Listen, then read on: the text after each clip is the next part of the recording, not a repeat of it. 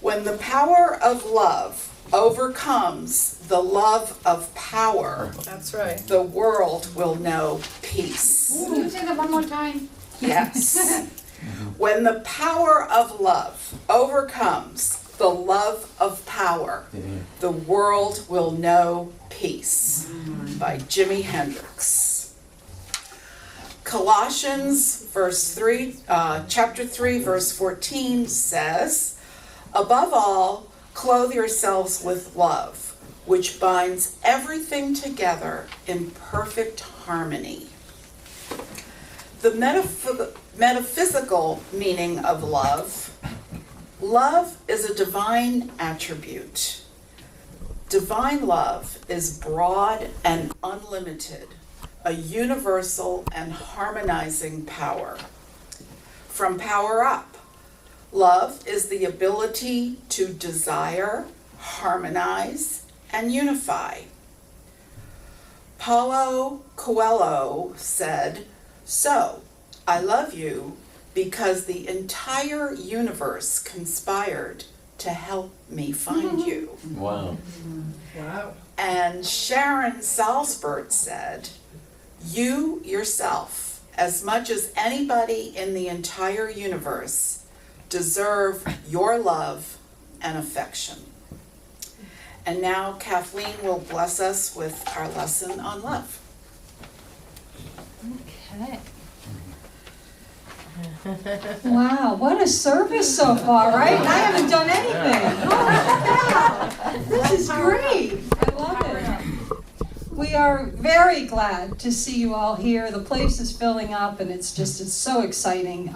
Most of you know this is new for us. We haven't been here for very long. Our first service, I think, was here on September 30th. And look at how far we've come. Just amazing, right? Amen. And it's because of the love in That's each right. and every single person who gave something, right? I had some people come to me and say to me at different times that they were sorry they couldn't do this, or they were sorry they couldn't do that. And what I want to express here today, if you leave here with nothing else, remember this: your consciousness of love contributed to this move and to this space and time just as much as if somebody came here and lugged boxes in, or if somebody, Joe, our friend Joe, was moving. We had him moving so many different things because he was the only strong guy around at the time. So moving things, but it didn't have to be that. It could be the consciousness of love that you held in your heart, visioning where we're going to be. We didn't vision this. Well, maybe somebody visioned this exactly this way, but it's absolutely beautiful. And you know why? Because we're all here together, right? That's right. So, okay. Amen. All right. So it is the fourth Sunday of Advent. And if you have figured out anything about me by now, since I've been here since July 1st, it's that I don't really do too many things conventionally or traditionally, right? But this is the fourth Sunday of Advent, and the theme is love. We did hope, and then we did joy, and then we did peace last week, and now we're talking about love today. And this is all in preparation for the birth of literally the baby Jesus, is what is celebrated, even though it's said that he wasn't even born in December. But figuratively speaking, metaphysically speaking, this is about the birth of the Christ presence within us. Amen. The rebirth. It's always there. It's always been there. But it's the rebirth of the Christ presence, right? It's a preparation time. How exciting. I will tell you, I grew up in a traditional church. We never heard about the excitement that this really affected me in any way, shape, or form. I just thought it was Jesus' birthday, you know?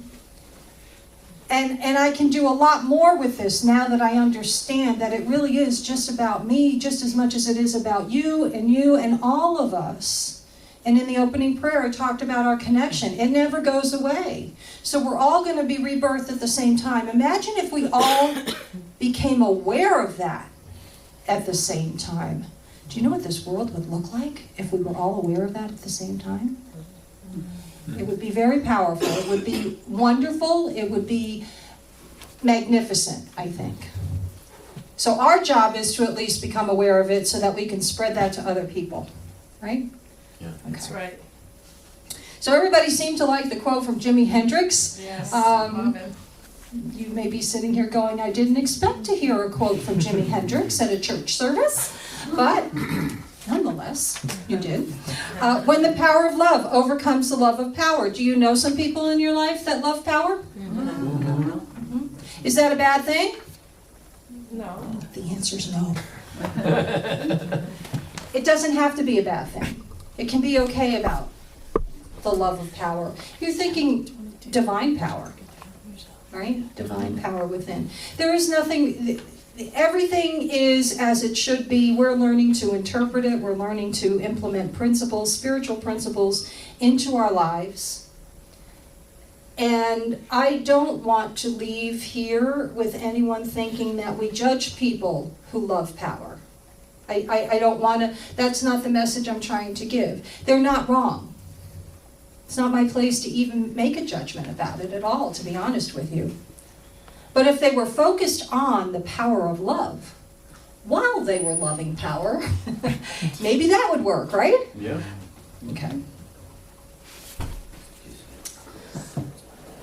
I pulled the daily word for love. I pulled that. It was actually December 16th that showed up because, again, I don't do things traditionally, and so I went back and forth from the daily word, but it is the word love. And the scripture is, above all else, clothe yourselves with love, which binds everything together in perfect harmony. So I want to ask you, what does it look like if you clothe yourself in love? Don't answer out loud, but think about how do I show up when I clothe myself in love? And if anybody is here thinking, well, so-and-so should clothe themselves in love. No. Take a step back. It's how do I show up when I clothe myself? Sometimes it's me answering the phone when I know it's somebody who's got a challenge and I'm really not sure I want to take the time to listen, but I pick up the phone anyway. And I help. And I just listen, right? Rather than saying, no, I'm too busy. I can't do it now. I got to do it later. And sometimes that's how clothing myself in love, that's what it looks like. What could it look like? It could look like all sorts of things, right? Helping my neighbor, helping a coworker. They still think I'm weird at work. Because I go to work and I'm happy and they don't understand that. I just love it. My boss continues to refer to me as a breath of fresh air because they just don't know what to do with somebody who's smiling. That's actually my way of showing up as love. I don't have to come out and scare them away by saying, oh, I love you. No, that would not go over well. But they get it anyway, I give it. Love is all we need, right? Amen. Yeah. Okay. So one of the, I think it was in the Daily Word, Thomas Merton is quoted as saying, love is an intensification of life. What do you think about that? Intensification of life. Would that make sense to you? Today is an intensification of life. Today, the energy. Yes. This is a lot of energy. Yeah, absolutely. Everybody's in the Christmas spirit. We're in a great mood. We've had wonderful music. It's, we've participated. We've had our fitness program for the day. Later on, you'll do your push-ups and your jumping jacks, right? But it is. Love is intense, right? And when I'm talking about love, I'm not necessarily talking about romantic love, although that can be a part of the equation, okay? But we're talking about even a greater level of love, that universal love. We're united. So what if we lived in harmony together? Harmony. That was one of the words I tuned into right away when I was taking classes to become a licensed Unity teacher. That was one of the words, harmony. I don't know about you, but I can tell you when I was growing up in New York City, harmony was not in my vocabulary. I just never heard it. I didn't hear it at church, I didn't hear it at home, I didn't hear it, in the workplace when I worked in Manhattan. I moved to Florida, I didn't hear it there either. So harmony, I love the thought of harmony, especially now. Especially in today's world. The news. When I turn it on and I quickly turn it off again because I can't look at it. But I'm not going to ignore it, okay? I am going to keep abreast of what's going on. I'm going to try and keep up to date, but I am not going to linger. I'm just not going to do it. But when I feel overwhelmed by the news that I see, I am going to beam love at the people that annoy me the most. Amen. That's right. I am going to beam love at the people that anger me the most. I am going to beam love at the people that seem to bring up rage within me. I know it's hard to believe. I get it. It's when I need to beam love the most is when I'm feeling that real intense anger of how can my friend on Facebook post this? Right? And it doesn't necessarily have to be about politics, although it is a lot, but it doesn't have to be. It can be about anything. I know way too much about my friends on Facebook now. More than I would like to at times. And then other times, I want to know more because I want to keep up with what's going on. Many of you know our music director had a baby recently, and the baby has a lot of health challenges, and yet Facebook is my way of keeping in touch completely and absolutely, knowing what's going on, getting the updates, finding out how Shannon and Dave are doing as they're trying to parent this little baby along with 6 other children, right? And there are highs and there are lows, but they're staying connected. They're reminded of that connection. So it's a bigger picture of the love that can be expressed on Facebook as well. But my point is that when I feel myself reacting to another person in a negative manner, that's when I know I need to beam love the most. And it's not always easy. Not always easy. I told you I was married 3 times, I was divorced 3 times. Not always easy. They were all wonderful in their own way. Okay, so I want to read to you something from truthunity.net. This is one of those websites that you can go to and get lost in. It is a conglomeration of all of the Fillmore writings and then other Unity teachers' writings. There is an archivist there named Mark Hicks. He started this website, and he's pulling everything together and annotating Bible verses, etc. It's a huge website. But about love, it says, by establishing ourselves in the consciousness of divine love and expressing that love at all times, we are helped to fulfill the command, love your enemies, do good to them that hate you, bless them that curse you, pray for them that despitefully use you. Wow. Ooh. Yep. That's right. It's all about the consciousness of divine love. There isn't a person in this room that can't do that. You may feel like you don't want to at any given moment, and that's when you need to embrace your humanness. That's when you need to understand that we are having a human experience in the middle of all of this. We may be spiritual beings, but we are having a human experience. And so if I have a human emotion, I don't beat myself up for it. If I make a human mistake, I don't beat myself up for it too long. That's right. You gotta love yourself too. It's hard. It's not always easy to look at our failures as well as our mistakes, right? Been there, done that many, many times over. Sorry to break the news to you, you did not get a perfect person as your spiritual leader. Just didn't happen. Newsflash. In the book Christian Healing, Charles Fillmore says, love in divine mind is the idea of universal unity. Say that again, love in divine mind, which is, divine mind is another word we use for God, okay? Love in divine mind is the idea of universal unity. In expression, love is the power that joins and binds in divine harmony the universe and everything in it. Folks, we can't get away from it. It's about the universe, it's about binding, it's about harmony, and you cannot pick and choose who you get to be connected to, because you're already connected. You know? That coworker that just drives you a little bit crazy every day. You're connected. That's right. It's the truth. I started asking myself questions of people instead of getting angry at them. If something really came up for me, I would wonder, well, I wonder how they got to this place where they feel this angry about something, or they feel this hurt about something. I wonder what their story is. And then I would remind myself that I do not have all the facts. That's right.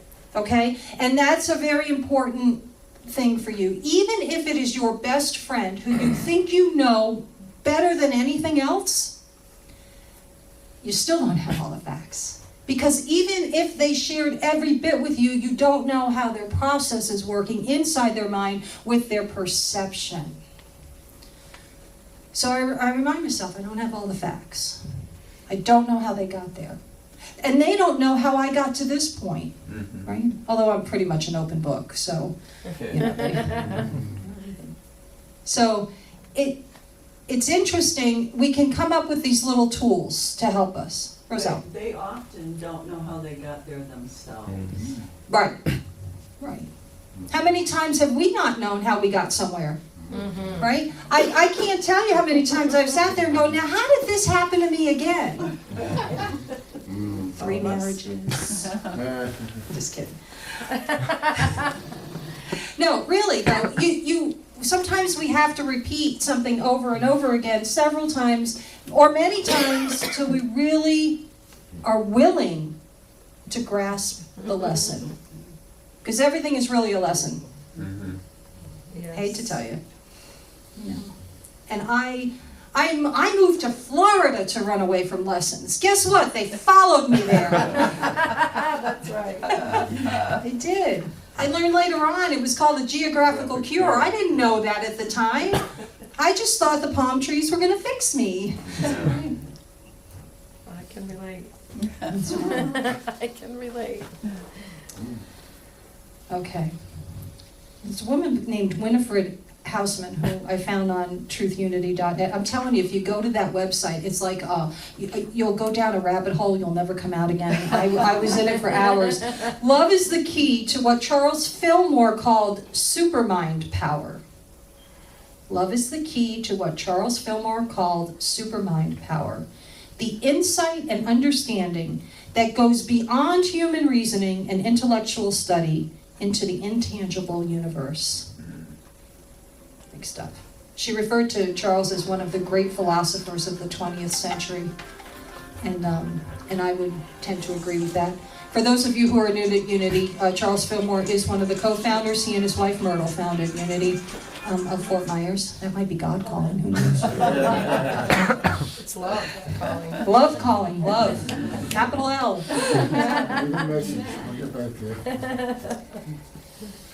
So just to finish up with a couple of other quotes that I found on love, because I think all of them just say a little bit something different about love, but they all kind of tie in together. Sharon Salzberg said, "You yourself, as much as anybody in the entire universe, deserve your love and attention. And affection. I would like to know how many of you struggle with loving yourself from time to time." Yeah. That is the hardest one. So here's what I'm going to share with you on this, okay? When I am working with somebody, whether it's on a Unity spirituality level, or I'm a life coach, so if I'm coaching somebody, or if it's just a friend, if they come to me with these challenges, I'm going to ask them, what would you tell me if I came to you with this situation? And they would give me the whole laydown of what I'm supposed to do. They would just I would tell you to go home and read this. And then I would tell you to pick up the phone and call. And I go, okay, so go home and go look in the mirror and tell you. You would tell your friends, I love you anyway. You would tell your friends, it doesn't change who you are. You may need to fix something, but you're still divine. And I know all of you here for the most part, and I know that all of you would be supportive of your friends. You would, oh no, you're fine, don't worry about it, it's okay. Now go home and look yourselves in the mirror and do the same thing, please. Because you deserve it. The funny thing about this human experience is that we can look at each other and we can see, like I can see Jason's growth or I can see Mary's growth, right? But I can't see my own as quickly as I can see yours. Right? I have a lot of friends in recovery from addiction. And I can see them when they enter recovery and they start to clean up a little bit and they start to feel a little bit better physically, and then they start to realize that maybe life is going to be okay after all. The light starts to come on in their eyes. Or when somebody first starts coming to Unity and they start to go, oh, I could get into this, or oh, wait, maybe, is that what they believe? That's what I've always believed. When that light goes on, I can always see it in them before I can see the light going on in my eyes. You know, and that's why we get together. That's why we kind of share this time together, to be reminded of this. My human self does not always remember this consciousness of love. It remembers it a lot more than it used to, I promise you that. It was 9 years ago this weekend that I walked into a Unity church for the very first time. Wow. I had no idea what I had stumbled across. The minister was Reverend Jim Rosemurgy, fairly well known in the Unity movement, and I got to know that man. In fact, I just talked to him a couple weeks ago. He was my mentor for 4.5 years.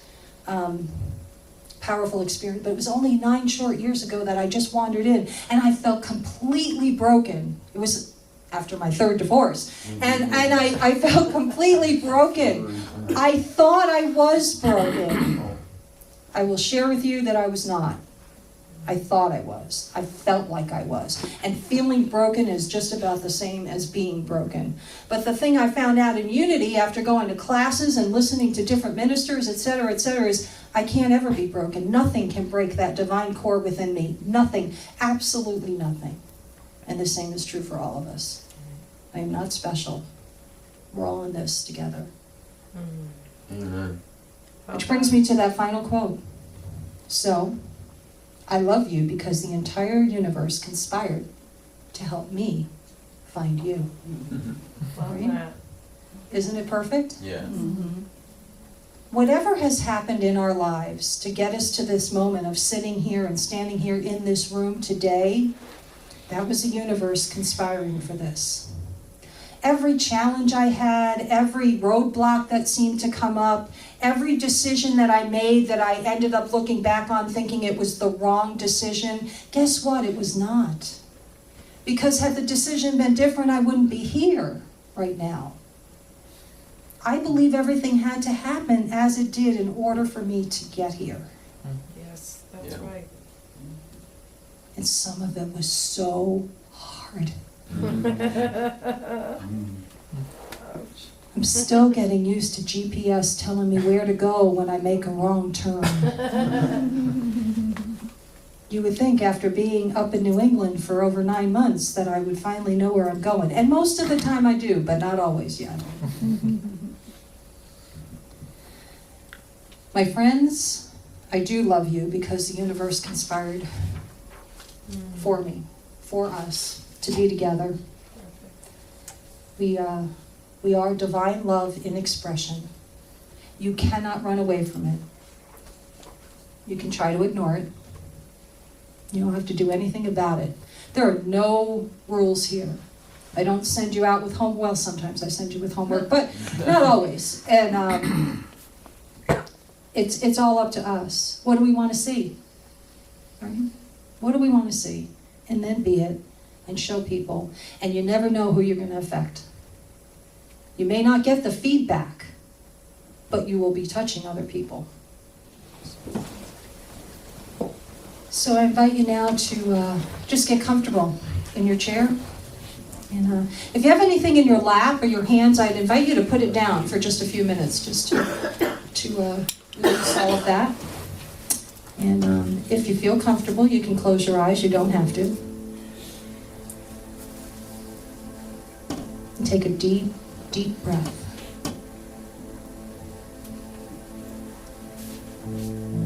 With each breath that you take, relax into the chair even more.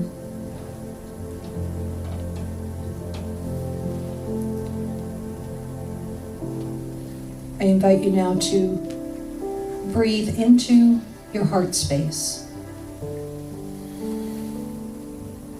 Just know that the air that you breathe is traveling through your nose into your lungs and then down into your heart.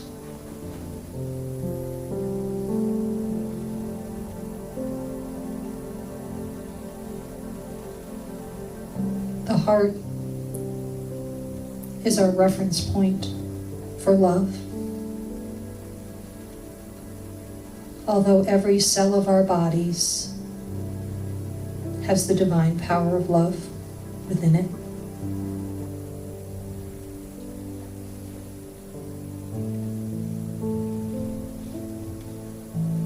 We focus now on the power of divine love.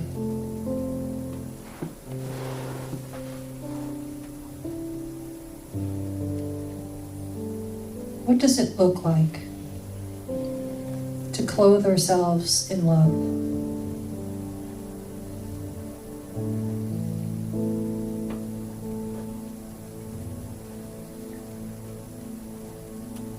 What does life look like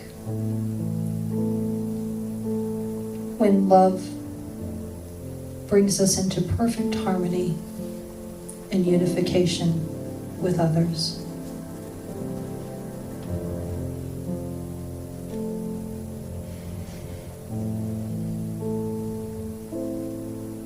Take these thoughts now into the silence.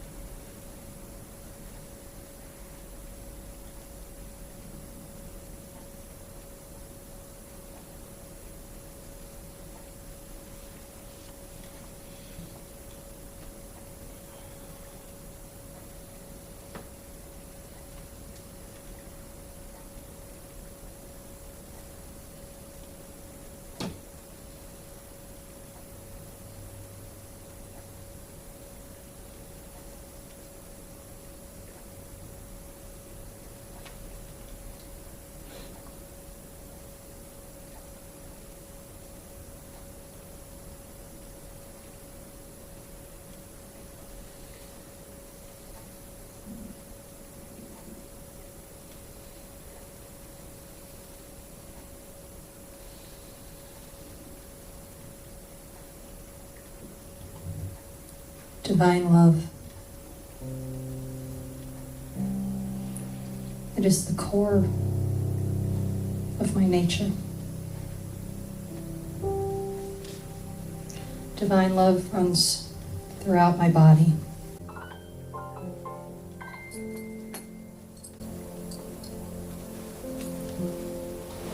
Every cell of my body is made up of this divine love.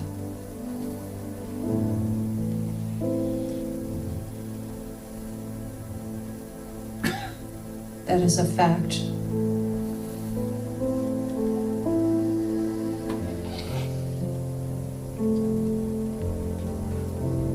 We realize now just how powerful this can be in taking us forth into the Christmas holiday. The remembrance that we are reborn again, that the Christ presence within us is new and alive and fresh and within us.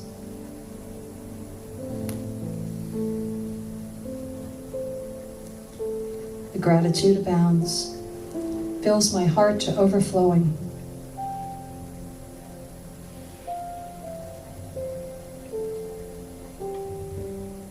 I invite you now to take a couple of deep breaths. Bring yourself back to this place and time. When you're comfortable, you may open your eyes. Know that love is the intensification of life. Love is within us all. Divine love. The best love there can be. And so it is. Amen.